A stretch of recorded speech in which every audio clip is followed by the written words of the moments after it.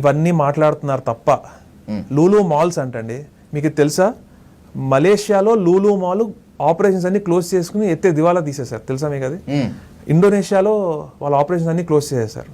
ఇప్పుడు వైజాగ్లో అంత తక్కువకి ఇచ్చేస్తున్నారు, ఇప్పుడు విజయవాడలో రెడీ అయిపోతున్నారు. Lulu mall is just a trading platform. వాళ్ళు దానివల్ల జాబ్స్ క్రియేట్ అవుతాయి అంటే చిన్న చిన్న జాబ్స్ ఒక క్రియేట్ అవుతాయి. అంటే మన మన మన రాష్ట్ర పిల్లలు సేల్స్ గర్ల్స్ సేల్స్ బాయ్స్ అవ్వాలా? ఐటీ కంపెనీస్ ఎందుకు తీసుకురాకూడదు? వైజాగ్లో అంత పొటెన్షియల్ ఉంది కదా, అంత ఇన్ఫ్రాస్ట్రక్చర్ ఉంది కదా, ఐటీ కంపెనీస్ తీసుకురావాలి. లేకపోతే అలాంటి తీసుకుని లూలు మాల్ని హైప్ చేసుకుంటారు ఎందుకు నాకు అర్థం కాదు. It's just trading platform.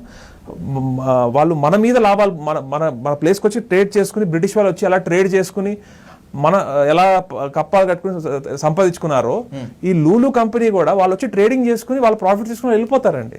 Andhra Pradesh ని ఐటీ హబ్ గా చేస్తాము, ఆంధ్రప్రదేశ్ ని అభివృద్ధిలో పరవళ్లు తొక్కిస్తామని చెప్పినటువంటి మీ అధినేత జగన్మోహన్ రెడ్డి సీఎం గా ఉన్నప్పుడు అదే వైజాగ్ వేదికగా గ్లోబల్ ఆంటర్‌ప్రెన్యూర్స్ మీట్ పెట్టారు. అవును, ఖచ్చితంగా కొన్ని వందల కంపెనీస్ లిస్టెడ్ అయ్యాయని చెప్పి అన్నారు.